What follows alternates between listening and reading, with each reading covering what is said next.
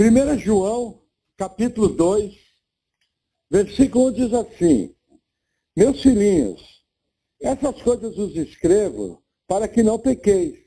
E se alguém pecar, temos um advogado para com o Pai, Jesus Cristo, o justo. Até aqui. Vamos orar. Senhor, obrigado por tua palavra, obrigado por teus ensinos. Nós oramos em nome de Jesus pedindo, Senhor, que o Senhor venha nos dando entendimento nessa noite, que nós possamos compreender a tua palavra, que possamos ser edificados por ti, que haja crescimento através dela e que nós possamos, Senhor, estar aprendendo como aplicar essa palavra de maneira prática em nossa vida. Senhor, eu oro pedindo que o Senhor me capacite a transmitir a palavra com graça, com vida, que o Senhor me capacite a transmitir conforme o Senhor inspirou o escritor bíblico a estar escrevendo a palavra. Vem com o teu poder sobre nós, Senhor, em nome de Jesus. Amém. Amém, irmãos. Continuando a epístola de João, nós vimos que no primeiro capítulo ele falou muito sobre Jesus ter vindo em carne. Esse era um problema que tinha por causa da heresia do gnosticismo. Mas no segundo capítulo, João entra numa questão diferente, a questão do pecado. Veja, ele fala, filhinhos, essas coisas vos escrevo. O quê? O que ele falou sobre Jesus Cristo no capítulo 1. E qual a intenção que João escreveu essas coisas? Para que a gente não peque. Veja, o ideal da vida cristã é que você não peque. Veja, o cristão, ele tem que ter temor de Deus. O temor de Deus passa por uma busca à santidade. Entendeu? O pecado, na vida do cristão, tem que ser um acidente. Não pode, de maneira nenhuma, ser algo intencional. Não pode, de maneira nenhuma, ser algo que a pessoa faz e acha que fazendo de qualquer maneira está tudo bem. Entendeu? Agora, quando acontece o acidente do pecado, nós temos um advogado junto ao Pai. Jesus, ele advoga por nós. Por que que ele tem condição de advogar por nós? Veja, Jesus foi homem. Jesus foi tentado em todas as coisas. E tudo aquilo que nós fomos tentados, ele foi. Então, o que acontece? O fato dele ter sido homem, ele aprendeu, se é essa a palavra correta, não, vamos dizer, ele teve condições de enfrentar todas as tribulações que nós passamos, todas as tentações. E quando acontece o pecado na vida do cristão, ele advoga junto a nós. Veja, nós sabemos que nós temos segurança e salvação. Então, o que acontece? O pecado na nossa vida não faz com que a gente perca a salvação. Mas o pecado, ele traz um dano. O pecado, ele traz consequência. O pecado entristece o Espírito Santo. Muitas vezes, quando o cristão perde o ânimo, quando o cristão começa a perder a vontade de congregar, quando o cristão começa a perder a vontade de ler a Bíblia, normalmente, 95% dos casos, tem pecado envolvido. Por quê? Porque o pecado entristece o Espírito Santo. Sempre que as pessoas perdem o interesse pela fé, em geral tem alguma coisa errada. Aí, num determinado momento, o Espírito Santo, que é aquele que convence do pecado, da justiça e do juízo, vem e mostra para a pessoa. Muitas vezes aquela pessoa tem que passar por disciplina, dada da parte de Deus. Aí, ao passar pela disciplina, ela começa a buscar o Senhor em oração. E aí ela percebe o seu pecado, abandona o seu erro, confessa o seu pecado e volta a andar em novidade de vida. Mas a grande questão aqui é o seguinte, duas verdades importantes aqui. Primeiro, o ideal é não pecar. Segundo, se você pecar, não vai perder a salvação. Porque a tua salvação não está baseada em você. A tua salvação está baseada na obra da cruz do Calvário. Essa é a tua segurança. Como foi Deus que fez, você está garantido. Pense a quantidade de vezes que nós já pecamos, desde que nós fomos salvos. Já pensou se cada vez que você tivesse pecado, você perdia a salvação? Por exemplo, no meu caso tinha um sobrado. Entende? E no caso de vocês também ia ter. Porque veja, não há quem não peque. Agora, esse pecado tem que ser acidental. Amém? Continuando a leitura, versículo 2.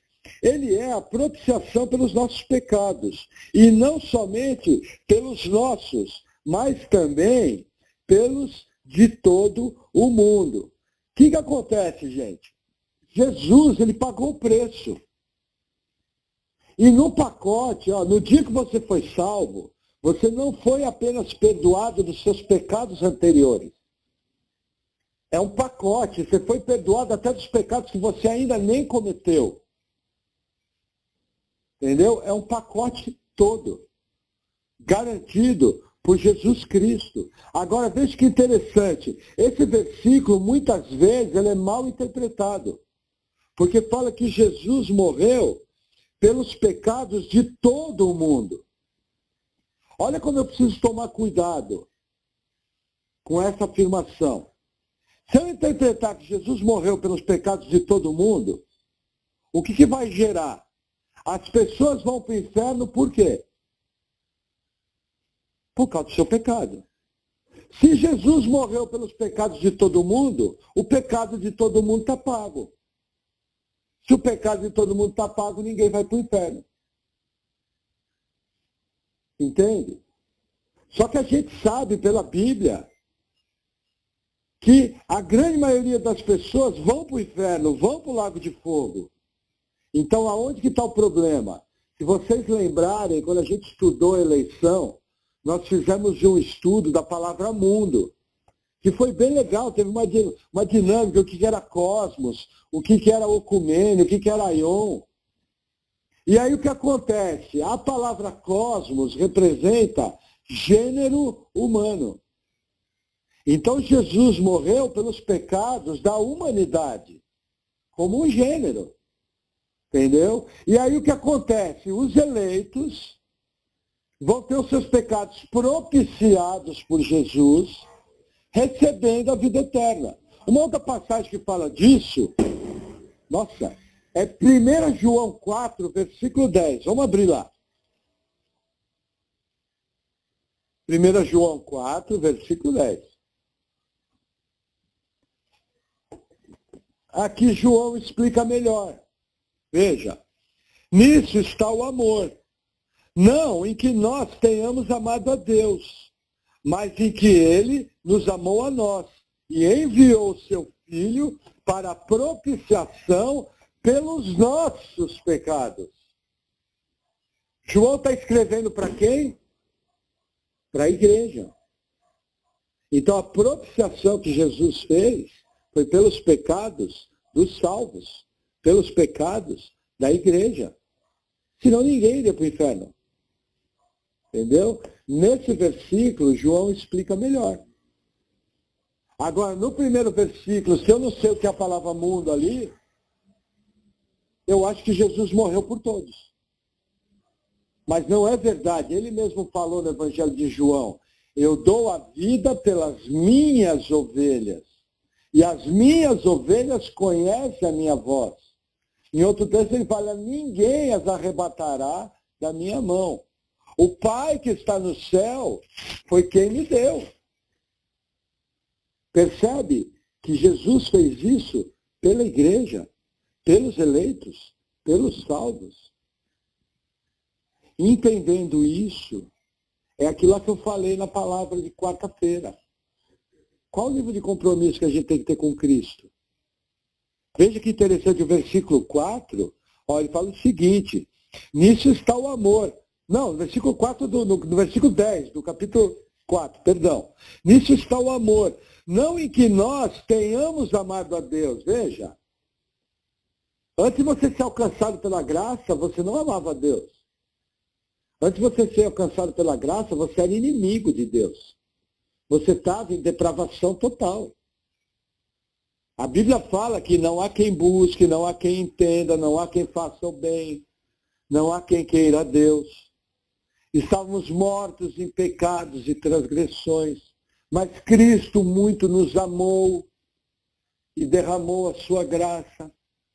Então, entenda o amor de Deus. Você não estava nem aí para Ele. Quando você foi eleito, a graça começou a atacar, a agir começou a agir na sua vida. Essa graça é irresistível. O que é graça irresistível?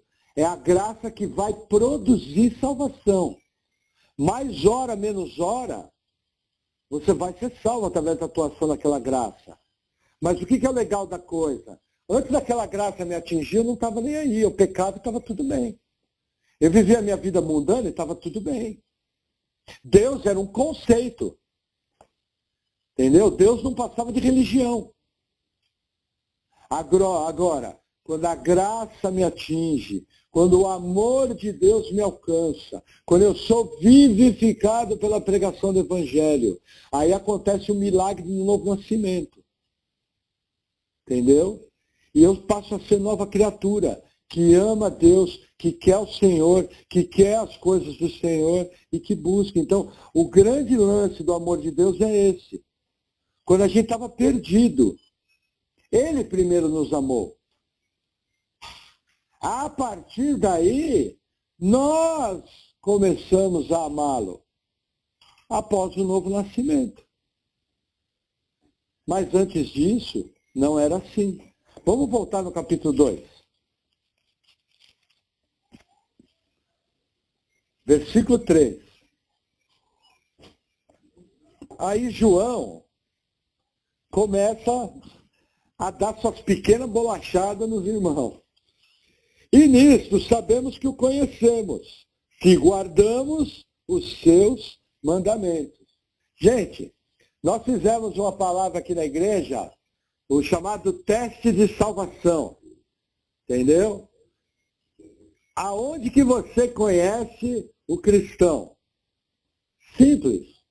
Ele guarda os mandamentos. Aí a pessoa chega e fala, nossa, mas eu conheço um irmão na igreja tal, ele faz isso, faz aquilo e outro, está tudo bem, ele diz que é crente. Realmente, você explicou muito bem. Ele diz que é crente. Mas o crente de verdade guarda os mandamentos.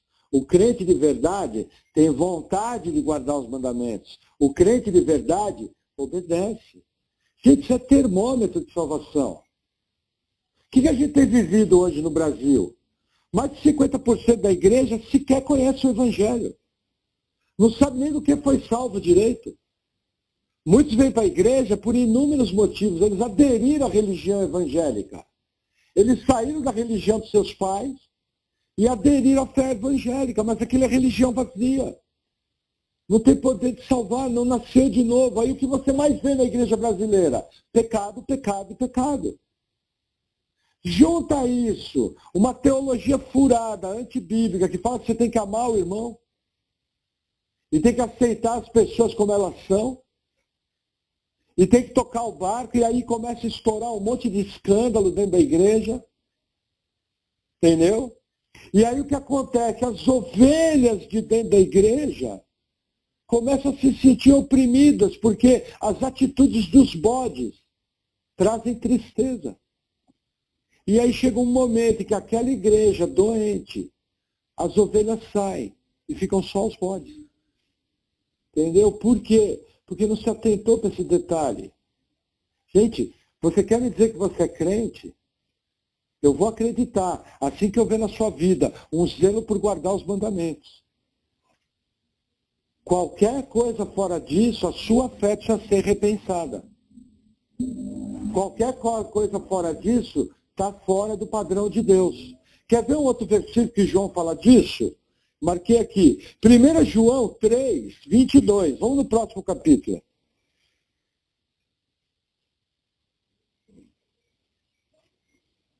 Olha que interessante. Quem é o mentiroso? Senão aquele que nega que Jesus é o Cristo. É o anticristo. E esse mesmo, não, eu li errado, perdão. O 22, espera lá, eu estava lendo o capítulo 2, 3:22, perdão. Ó, e qualquer coisa que lhe pedirmos dele, a receberemos, porque guardamos os seus mandamentos e fazemos o que é agradável à sua vista. Olha que interessante. Você quer ter pedido de oração atendido? Guarde os mandamentos. Entendeu? Muitas vezes você tem orado na sua vida e suas orações não são atendidas porque você não busca guardar os mandamentos do Senhor. Não estou dizendo que é a regra. Nós vamos ver mais à frente por que algumas das nossas orações não são atendidas. Mas entenda, quem guarda o mandamento é o cristão de verdade. O cristão de verdade tem suas orações atendidas por causa dessa prática. Junto a isso, tem mais um porém. Qual que é? 1 João 5,14. Olha que interessante. E essa é a confiança que temos nele, que se pedirmos alguma coisa, vírgula, segundo a sua vontade, ele nos ouve. Então são duas credenciais para as orações atendidas. Primeiro, você tem que ser filho de Deus. Mas não basta só isso. Você tem que orar segundo a vontade dele. O que Tiago, irmão do Senhor, fala? Que muitas vezes a gente ora, a gente pede e pede mal. E a gente não é atendido, porque a gente pede para os nossos próprios deleites. Então entenda, meu irmão, todos nós aqui viemos de um conceito de oração que é assim, batei na porta e a porta se abrirá. Não foi assim com vocês? Nós não fomos ensinados que tínhamos que insistir em oração e num determinado momento Deus ia ouvir? A grande maioria aqui foi ensinado assim, mas esse ensino é contrário a esse versículo. Esse versículo de João mostra que só vai ser atendida a oração que é vontade de Deus. Então por isso eu vou deixar de orar? Não. Vou orar conforme o Pai Nosso. Que seja feita a tua vontade. Entendeu? Então quando eu oro com uma certeza. Como eu sou filho de Deus, aquilo que eu estiver orando, se for a vontade de Deus, vai se cumprir. Quando não se cumpre, já expliquei para vocês. Primeiro, a resposta é não. Segundo, a resposta pode ser espera. Não está no tempo. Tem coisas que se Deus te der hoje, vai te fazer mal. Entendeu? E tem coisas que Deus nunca vai te dar. Eu já vi muita gente, por exemplo, que vinha para a igreja a pé. E começou a orar por um carro. Assim que ela conseguiu um carro, sumiu da igreja. Eu vi muita gente que por anos permaneceu na igreja. E aí foi lá, juntou dinheiro, comprou um terreninho na praia. Aí foi lá, batalhou, conseguiu construir uma casinha. Quando conseguiu a casinha da praia, nunca mais foi no culto de domingo. Só aparecia no culto de semana. Entendeu? Então o que acontece? Tem coisas que você não tem maturidade para receber. Elas vão te destruir. Entendeu? Agora, aquilo que é vontade de Deus, com certeza, como eu guardo os mandamentos dele, sou filho de Deus, aquilo vai se cumprir. Então, por exemplo, eu oro algo. Se aquilo não acontecer, eu estou em paz. Não foi vontade de Deus. Se não foi vontade de Deus, é para o meu bem. Essa confiança a gente tem que ter. Quando eu oro e não acontece, eu estou em paz. Porque eu sei que está 100% no controle de Deus. Isso serve, gente, de consolo. Nas diversidades, o nosso consolo está em saber que Deus está no absoluto controle. Por exemplo, nós temos orado incessantemente pelos nossos parentes e amigos, pela salvação deles. Eu tenho gente que eu oro há quase 20 anos.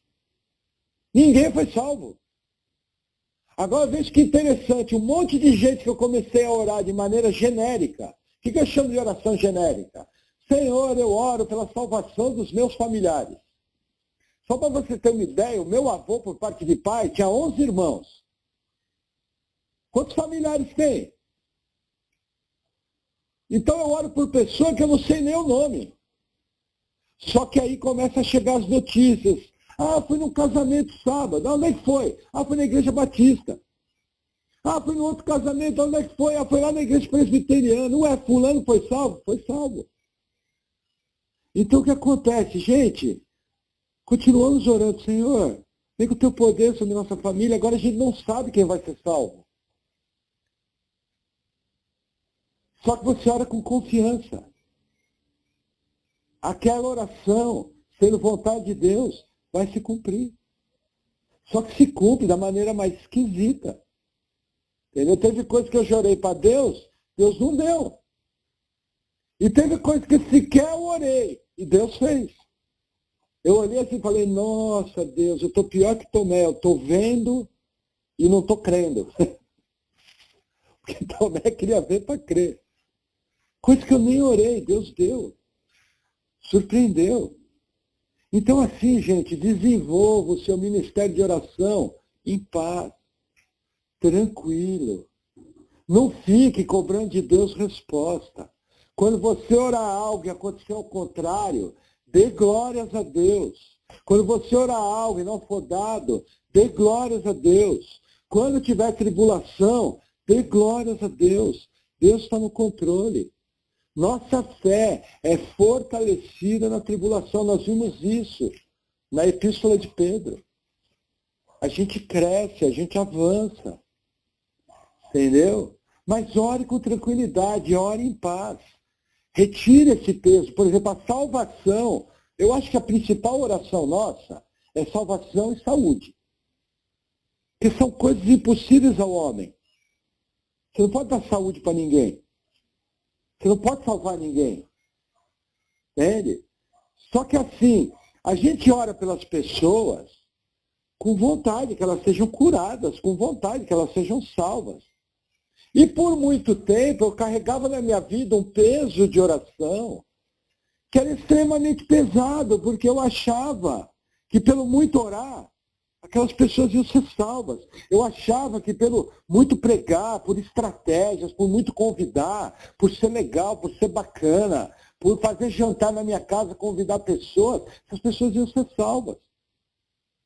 Quando eu entendi que o nosso nome é escrito no livro da vida antes da fundação do mundo, e que todos aqueles que estão no livro da vida vão efetivamente ser salvos, e que a salvação é milagre de Deus, esse peso saiu das minhas costas. Entendeu? Hoje, quando eu oro por alguém, eu oro cheio de graça, tranquilo. Senhor, obrigado, se for da tua vontade, salva ele. Nossa, ficou bem mais leve. Eu não sei vocês, para mim, o peso da salvação dos meus familiares era um peso enorme. Hoje eu sei que se eles morrerem sem Cristo, é porque tinha que ser assim. Por motivo, lembra que eu expliquei para vocês? Eleição é misteriosa. A eleição existe na Bíblia. Mas a gente não sabe explicar o porquê. A gente só sabe que não é por méritos nossos. Então é um negócio misterioso. Por motivos que eu não sei, um monte de gente vai para o inferno. Não vai ser salvo por Deus, não foi eleito. Entendeu? Só que saiu uma carga das minhas costas. Cabe a mim o quê? Orar e pregar o evangelho sempre que eu tiver uma oportunidade. Porque, olha que interessante. Eu estava ouvindo, a Paula estava fazendo os estudos sobre a reforma. Aí eu estava ouvindo um rapaz do Dois Dedos de Teologia. E ele estava falando o seguinte, sobre a questão dos sonhos no mundo islâmico. Muitos missionários nos países islâmicos contam que as pessoas sonharam com Cristo. Isso é notório. Mas veja que interessante. Essas pessoas que sonharam com Cristo, elas procuraram, após o seu sonho, pregadores cristãos. E o evangelho foi pregado para elas e elas foram salvas.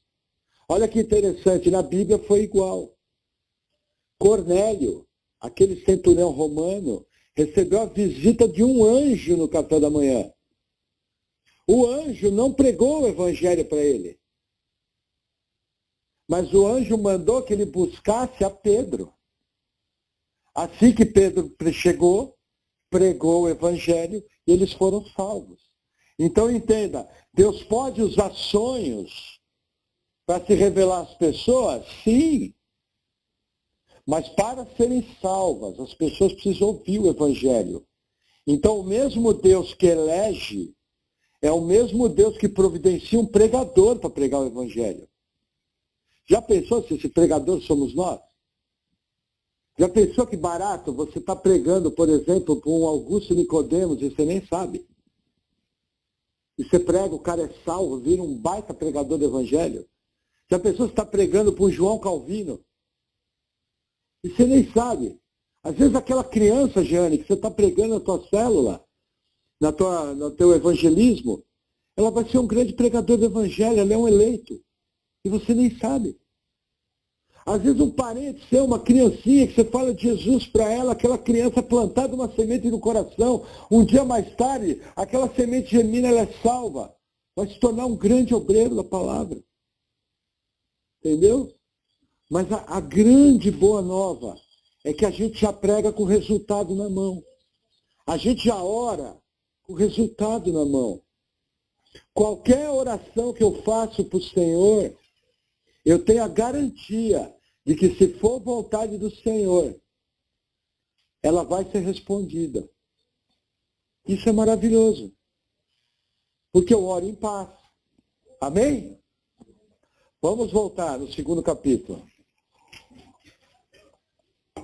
Essa questão da oração, gente, eu não sei vocês, mas eu sempre me perguntei, eu orava várias coisas, em situações até que eram parecidas com a Bíblia, e a oração não foi respondida.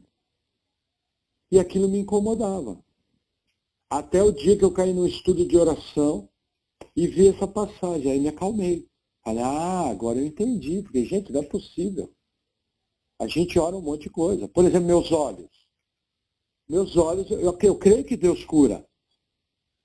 Entendeu?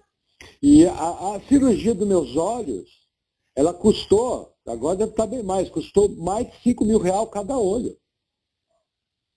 Na época eu ganhava 800. Como pagar? Eu lembro quando eu saí do médico a primeira vez, eu saí agradecendo. Eu falei, Senhor, obrigado porque não deu a doença nos 2 olhos. E eu ainda posso ler a Bíblia com o meu olho direito. Obrigado, Senhor. Mas comecei a orar pela minha cura. Só que tive que trabalhar, ganhar o dinheiro, pagar a operação de uma vista, aí trabalhar mais um monte, ganhar outro tanto de dinheiro e pagar pela cirurgia. Fui curado através dos médicos. E aí qual foi a minha oração? Senhor, obrigado, porque eu nasci no século XX e já tenho cirurgia de catarata. Se eu tivesse nascido no século XVIII, eu estaria cego. Não é uma bênção? Já pensou se eu tivesse nascido na época de Paulo? Sabe o que eles iam fazer? Não sei se você sabe. Eu ia para uma cidade da Grécia, entendeu?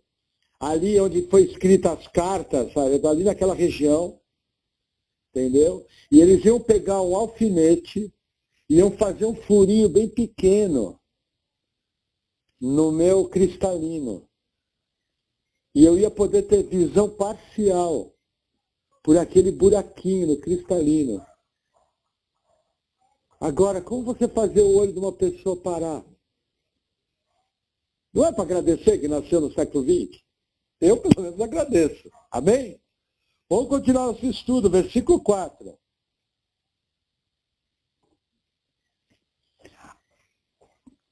Aquele que diz, eu conheço, e não guarda os seus mandamentos, é mentiroso. E nele não está a verdade. Mas qualquer que guarda sua palavra, o amor de Deus está nele, verdadeiramente aperfeiçoado. Nisto conhecemos que estamos nele. Aquele que diz que está nele, também deve andar como ele andou. Olha o que João está falando aqui. padrão de vida cristã, andar como Jesus andou. Se você não guarda os mandamentos, você é mentiroso. E o Espírito do Senhor não está em você. Sério, né? Muito sério. Só que João aprofunda mais. Gente, andar como Jesus andou. Difícil, né? Jesus era Deus. Agora, os exemplos que ele nos deu, e os exemplos que os apóstolos nos deram, servem como incentivo. Por quê? Por que é possível o cristão andar em santidade? Porque o Espírito Santo mora no seu espírito. Se você é nascido de novo, Deus mora em você. O fato de Deus habitar em você te capacita a vencer a natureza pecaminosa. Veja, não existe cristão que não peque. Mas o padrão cristão é pecar muito pouco. Esse é o padrão. Se toda hora você está pecando, tem alguma coisa errada com a sua fé. Se você peca e sua consciência não acusa, olha, na pior das hipóteses, ela está cauterizada. Perdeu a sensibilidade. Já virou uma fortaleza do inimigo. Onde a palavra de Deus não rege ali. Isso são fortalezas. Entendeu? Então, assim, é necessário, de tempo em tempo, eu fazer um balanço da minha vida. É muito séria essa afirmação. Vou reler o 4, ó. Aquele que diz eu conheço e não guarda os seus mandamentos é mentiroso, e nele não está a verdade. Gente, é sério. É muito sério. Sabe? É terrível isso aqui. Quer ver uma outra passagem que João fala disso? Ó. João 1 João 1,6. Olha lá. Ó, se dissermos que temos comunhão com ele e andamos em trevas, mentimos e não praticamos a verdade. Nós pregamos esse versículo quarta-feira. Gente, tem trevas na sua vida. Você não pratica a verdade. Não tem que ter trevas na sua vida. Esse é o padrão. Gente, olha que interessante. Isso aqui não é algo para ser buscado. Você não ter trevas na sua vida é termômetro se você é salvo ou não. É mais sério. É termômetro se você vai passar a eternidade no lago de fogo ou se você vai passar a eternidade com Cristo. Com todo respeito, talvez você seja um religiosão, carregador de Bíblia, frequentador de culto, 2 vezes filho do inferno. Porque está dentro de uma igreja achando que é salvo e a sua vida é trevas. Se esse é o caso, já falei na quarta-feira, é momento de botar sua cara no pó, de coração quebrantado. Desesperadamente, pedir perdão dos seus pecados. Realmente crer em Jesus, se arrepender, mudar de vida. E não só mudar, continuar andando em novidade de vida. Não basta apenas mudar momentaneamente. É uma vida de arrependimento. É bem diferente. Entendeu? Aí você ouve aquelas frases evangélicas. Ah, irmão, a carne é fraca. Ah, irmão, o espírito está pronto, mas a carne é fraca. Misericórdia. Isso aí não existe. Quer ver uma outra passagem? 1 João 3,6. Olha que interessante. Está até grifado na minha Bíblia. Qualquer que permanece nele não pratica o pecado. Qualquer que permanece em pecado não o viu nem o conheceu. Olha a afirmação. Gente, sério. Gente, você entra, senta quietinho. 1 João 2. Gente, se você tem prática de pecado na sua vida, você não o viu, nem o conheceu. É muito sério. O cristão que está numa prática de pecado aberto não é cristão. Não conhece. Gente, dura a palavra de João. Dura. Entendeu? Por exemplo, eu conheci gente na igreja que vivia uma vida de fofoca. Carlinhos conheceu.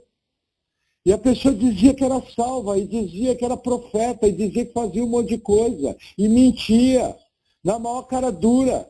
E a igreja não disciplinava a pessoa por maledicência, nem por mentira. E ainda tratava como profeta. Isso não existe. Entendeu? Por exemplo, estou lembrando o caso, alguns aqui vão lembrar. Nós passamos por estruturas na igreja onde as mulheres mandavam nos maridos. Entendeu? E ninguém tomava providência. Gente, mulher mandar no marido é pecado. Se está na prática desse pecado, não é crente, está se enganando. Entende? Está com problema. Entende? Tem coisa errada. Todo mundo é conivente. Marido vive se irritando com a esposa, está tudo bem, é uma prática de irritação. O cara é um estúpido o tempo inteiro. E vem pagar uma de crente. Irmão, isso é prática do pecado. Você mente corriqueiramente, isso é prática do pecado. Você deixa de congregar sistematicamente. Quem deixa de congregar está pecando. Porque existe uma ordem na Escritura para congregar. Entendeu? Um dos sinais do salvo, ele tem prazer de estar na igreja do Senhor. Quando ele perde culto, aquilo pesa. Puxa, não fui no culto. A igreja do Senhor se reuniu para cantar louvores a Deus, para aprender a palavra, eu não fui. Eu estou aqui parado na frente desse computador, na frente dessa TV, na maior boa. Será que eu sou salvo? Vocês entendem, ó? É muito legal essa argumentação do pecado, por quê?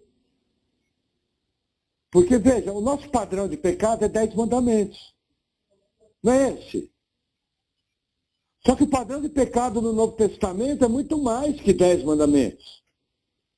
O padrão de pecado do Novo Testamento é altíssimo. Imagina, se eu pecasse e perdesse a salvação, eu todo dia perdi a salvação, porque são 1.006 ordenanças no Novo Testamento. Quem consegue cumprir essas 1.006 ordenanças, que nem um relógio? Vou te explicar como é que é na minha vida e na sua. Quando a gente vai ver, a gente transgride. Assim que percebe que errou, puxa, Senhor, me perdoa, não faço mais. Para com aquilo e começa a dar certo. De repente, passa um tempinho, você descobre outra coisa que está fazendo errado. Puxa, Senhor, pequei. Me perdoa, Senhor, para de fazer. Aí passa um tempinho, você quebra o pau com a mulher, se irrita com ela. Puxa, Senhor, pequei de novo. Me perdoa, se abandona aquilo. Aí passa um tempinho, você dá um mau testemunho para os seus filhos. O que a Bíblia fala? Pais, não irriteis vossos filhos. Trazendo desânimo, está ligado a pai, que dá mau testemunho. Aí a gente fala, puxa, Senhor, eu pequei. Aí você começa a se esforçar para não pecar mais. Gente, não é assim a vida cristã nossa. A vida cristã nossa é uma labuta diária. Por exemplo, a Bíblia não fala orar sem cessar. Quando você deixa de orar um dia, é pecado. Imagina se perdesse a salvação. Se eu não tivesse segurança em Cristo, aí você não orou, não faz nada com oração. Fala, Senhor, perdão. Eu estou pecando porque não estou orando, me perdoa. Aí você começa a orar. De repente, passa um tempo e começa a acabar a gasolina. Aí você começa a parar de ler a Bíblia, você começa a parar de orar, você começa a parar de ouvir a palavra, você começa a furar no escuro, de repente você acorda. O Espírito Santo vem te convence do pecado, da justiça e do juízo. Senhor, pecado. Agora, outra história. Sistematicamente na prática do pecado. Não é nascido de novo. Não vem me dizer que é, porque não é. A Bíblia diz que não é. Quer ver uma outra passagem de 1 João também? 1 João 4:12. Não, primeiro vamos fazer o 4:20. 1 João 4:20. Olha que interessante. Se alguém diz, eu amo a Deus e odeia seu irmão, é mentiroso. Pois quem não ama seu irmão, ao qual viu, como pode amar a Deus a quem não viu? Gente, se você tem algum ódio sobre qualquer irmão seu da igreja, você não é salvo, você é mentiroso. Entendeu? Quer ver um outro exemplo disso? Os desigrejados. As pessoas falam, eu amo a Jesus, mas não suporto a igreja. Está odiando o irmão.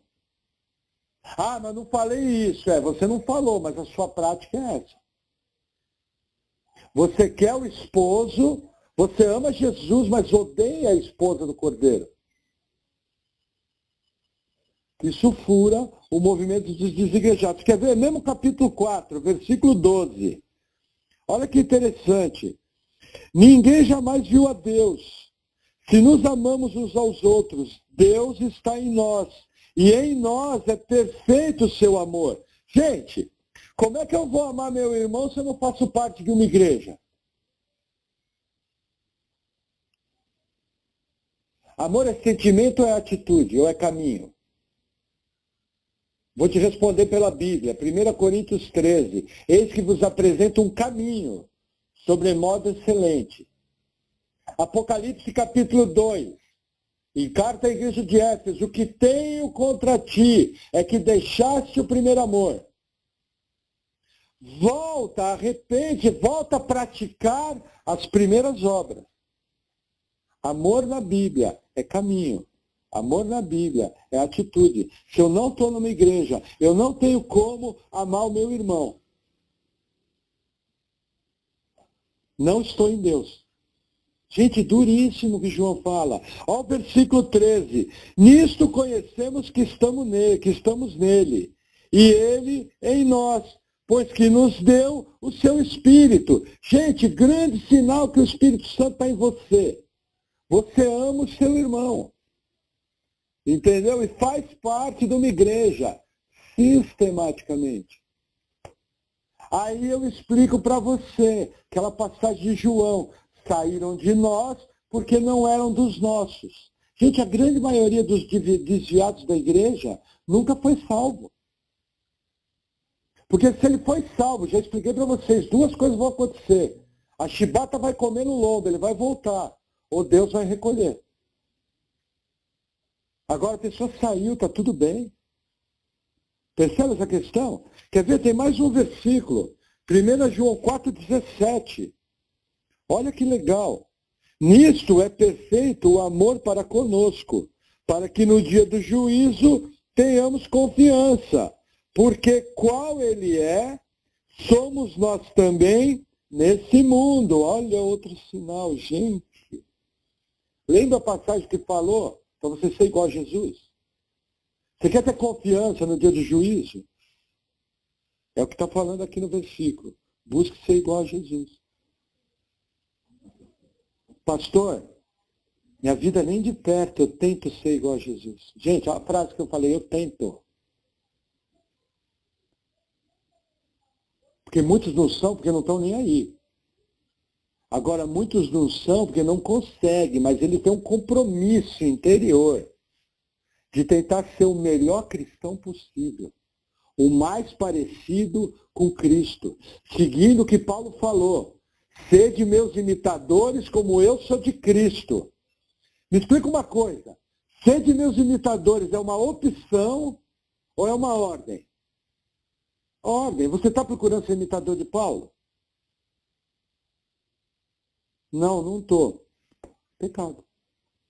Está desobedecendo a Bíblia. Gente, vocês concordam que toda desobediência é pecado? É o que a Bíblia ensina. Entendeu? Inclusive chama isso aí de iniquidade também. Percebe? Por que a salvação tem que ser pela graça? E por que a garantia de salvação tem que ser? Porque, veja, simples, orar sem cessar. Não, eu não tenho vida de oração. Você é desobediente, está pecando. Mas tem aquele desobediente que baixa os olhos quando você fala e fala, irmão, realmente eu não presto mesmo. E eu não consigo orar consistentemente. Irmão, isso aí me incomoda tanto. Isso aí me traz uma tristeza. Esse é o salvo, que está precisando da graça de Deus, que percebe que está em pecado, mas tem um sentimento diante de Deus de querer fazer o certo. Se isso não acontece na sua vida, gente, você pode estar indo para o inferno e nem percebe. Gente, é muito sério as afirmações de João. Veja, e você vê que eu não estou nem falando muito, só estou lendo o que João escreveu. Não precisa nem pregar, foi que nem hoje de manhã, né, Calil? Não precisa nem pregar, era só ler. Sabe, João é muito claro.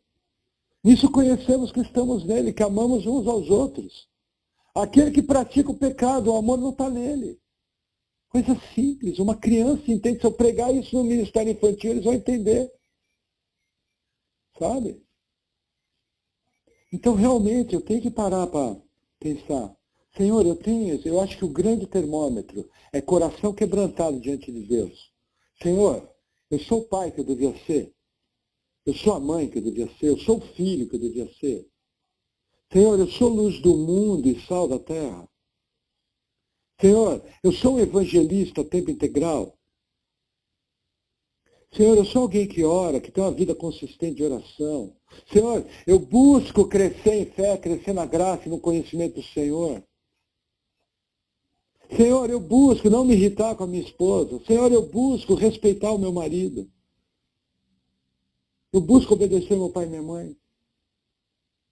Eu busco honrar o meu pastor, eu busco honrar a igreja local, eu busco fazer parte consistentemente da igreja local, congregar. Tem que fechar para esse balanço, gente. É algo muito sério que está em jogo aqui, é o teu destino eterno. Não cabe a nós, fulano é salvo, fulano não é, mas a Bíblia nos dá o teste. Lembra 1 Coríntios 11? Julgai a vós mesmos. Julgai é uma opção, me ajuda os pessoal do vestibular, ou está no imperativo? É uma ordem, está no imperativo. Gente, os mandamentos da Bíblia, olha para mim. O Novo Testamento está lotado. Nessas 1.006 ordenanças estão no imperativo. Não é uma ordem, não é uma opção, é uma ordem.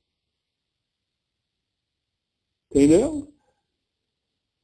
Aí o que vai acontecer? Mateus 7, aquele que não está firmado na palavra, vai vir as tempestades da vida e a casa dele vai desabar, porque está firmado na areia. Por que tem tanta encrenca no meio dos crentes? Porque não está firmado nas verdades da palavra, não está firmado na rocha. Amém? Vamos seguir. Versículo 7. Irmãos, não vos escrevo um mandamento novo, mas um mandamento antigo, que desde o princípio tivestes. Esse mandamento antigo é a palavra, que desde o princípio ouvistes. Olha que interessante, gente. João aqui está falando o seguinte, gente, eu não estou trazendo nada novo. O que vocês ouviram desde o princípio, que é a palavra de Jesus e a palavra dos apóstolos, está aí. É para seguir, não tem nada novo. Então eu não trago nenhum mandamento novo. Olha a simplicidade de João. E realmente, você pega as verdades que João fala aqui, João não fala nada de esporofobético. Tirando umas 5, 6 passagens, o resto, João apenas repete o que ele aprendeu com Jesus. E o que nos foi ensinado através da doutrina dos apóstolos. Mas tem uma outra passagem que ele faz um complemento nisso, quer ver? 1 João 3, 11. Vamos para o próximo capítulo. Porque essa é a mensagem que eu visse desde o princípio, 2 pontos, que nos amemos uns aos outros. Olha o mandamento novo aqui. O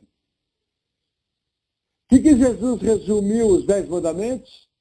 Amai a Deus sobre todas as coisas e ao próximo como a ti mesmo. Aí os fariseus vieram com aquela pergunta, mas quem é meu próximo? Para tentar pegar Jesus numa quebrada. Aí Jesus conta a parábola do bom samaritano. Entendeu? Que tem toda uma representatividade da salvação em Cristo, do Messias de Israel e das pessoas salvas, ligada à igreja. Entendeu como é que é? Vamos voltar no capítulo 2, versículo 8. Outra vez vos escrevo um mandamento novo, que é verdadeiro nele e em vós, porque vão passando as trevas e já a verdadeira luz ilumina. Aquele que diz que está na luz e odeia o seu irmão, até agora está em trevas. Aquele que ama o seu irmão está na luz, e nele não há escândalo. Olha que interessante. Novamente, comunhão da igreja. Gente, quem criou a igreja? Foram os homens? Não, foi Jesus. Jesus, inclusive, fala, apontando para ele, sobre essa pedra, ele, edificarei a minha igreja. Como que eu não amo a igreja do Senhor? Estou em trevas. Numa boa, gente, nossos amigos que nós conhecemos, que estão desigrejados, estão em trevas. E a verdade não está neles. Não sou eu que estou falando, é João. Quer ver que interessante? Tem uma outra passagem que ele trata disso. 1 João 3,14. Olha que barato. Ó, repetitivo. Nós sabemos que passamos da morte para a vida, porque amamos os irmãos. Quem não ama seu irmão, permanece na morte. E aí? Existe salvação fora da igreja? Gente, eu não vou para a igreja para ser salvo. Eu vou para a igreja porque eu sou salvo. É o contrário. Eu não permaneço para ser salvo. Eu permaneço porque eu sou salvo. Eu não amo para ser salvo. Eu amo porque eu sou salvo. Eu não perdoo para ser salvo, porque o meu pecado já foi perdoado. Eu perdoo porque eu sou salvo. São sintomas. Quem não perdoa, está odiando seu irmão. Se está odiando seu irmão, o amor da verdade não está nele, a palavra da verdade não está nele. Agora, deixa eu te explicar uma coisa. Você perdoar seu irmão não é concordar com o que ele fez. Entendeu? Por exemplo, se alguém abusa sexualmente do seu filho ou da sua filha, primeiro você vai pensar em matar o cara. Mas aí esse pensamento vai sair porque é um momento de raiva. Aí segunda fala, não vou matar porque não pode, mas eu vou esfregar a cara dele no chão, de uma esquina a outra, amarrado no carro. Mas aí esse pensamento também vai sair, porque você é nascido de Deus. Entendeu? Aí vai chegar um momento que vai falar, nossa, eu tenho que perdoar esse cara. Aí você vai chegar para Deus e vai orar assim, Senhor, o que essa pessoa fez foi uma atrocidade. Está doendo muito em mim. Essa desgraça que essa pessoa fez, se o Senhor não intervir, vai marcar a vida do meu filho, a vida da minha filha, para sempre. É um absurdo o que ele fez, eu não concordo, eu estou muito bravo, eu estou indignado, eu estou com muita raiva, eu não estou entendendo por que o Senhor autorizou acontecer isso. Mas eu entendo pela sua palavra, Deus, que eu tenho que perdoar. Então eu escolho perdoar. Mas me ajuda, Senhor, porque esse sentimento é de raiva, é de indignação. Essa é a oração do crente, que escolhe perdoar. Entendeu? Vale para Deus? Sim. Vai chegar um momento em que você vai lembrar do caso e não vai doer mais. Por exemplo, eu tive coisas que me fizeram esse ano que eu fiquei indignado. Entendeu? Indignado. Perdi o sono. Mas eu entendi que eu tinha que perdoar. Eu perdoei, mas continuo achando que quem fez super errado. Está perdoado, está tudo em ordem. Tudo beleza. Converso com a pessoa, o relacionamento abalou. Mas eu continuo achando que foi mau caratismo e cafajestada. Não mudou a minha opinião, porque foi. Me diz uma coisa, alguém que assassina uma pessoa, O maníaco do parque. Vamos supor que uma daquelas moças era filha de uma crente. Quem lembra do maníaco do parque? Pô, que bom, pensei que era um dinossauro. Vamos supor que uma das moças que ele matou, se eu não me engano foram 16 moças, era filha de uma crente. Dizem que ele se converteu. E se ele foi congregar na igreja dessa mãe? Como faz? Pensa. Como é que fica?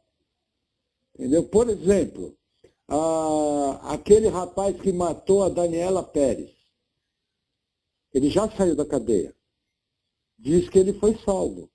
Gente, se ele foi salvo, amém. Glória a Deus, ele foi salvo. Paulo foi assassino, por que ele não pode ser salvo? Entendeu? Agora, concorda que esse irmão, vamos supor que realmente foi salvo, vai carregar essa marca. Já pensou ele como irmão, conhecendo Cristo, nova criatura, o peso que ele tem que carregar de ter matado aquela moça? O mesmo peso que Paulo carregou, de ter segurado as roupas quando Estevão era apedrejado, sem ter cometido nenhum crime. A Bíblia não diz, mas Paulo falava que ele era o pior dos pecadores. E qual o motivo? Porque ele foi perseguidor da igreja. Então, assim, é uma coisa que eu vou ter que chegar e fazer, olha, fizeram coisa terrível para mim, eu vou ter que escolher perdoar. Mas eu vou continuar achando que o que foi terrível. Entendeu? Uma coisa não tem nada a ver com a outra. Amém? Vamos voltar. Entende? 1 João 2, 9. Não, já li. Vamos para mais uma passagem. Então nós estamos no 10. Entendeu? E no 11. Mas antes de entrar no 11, eu quero ler mais um texto. 2 Pedro 1, 10. Vamos voltar uma carta antes.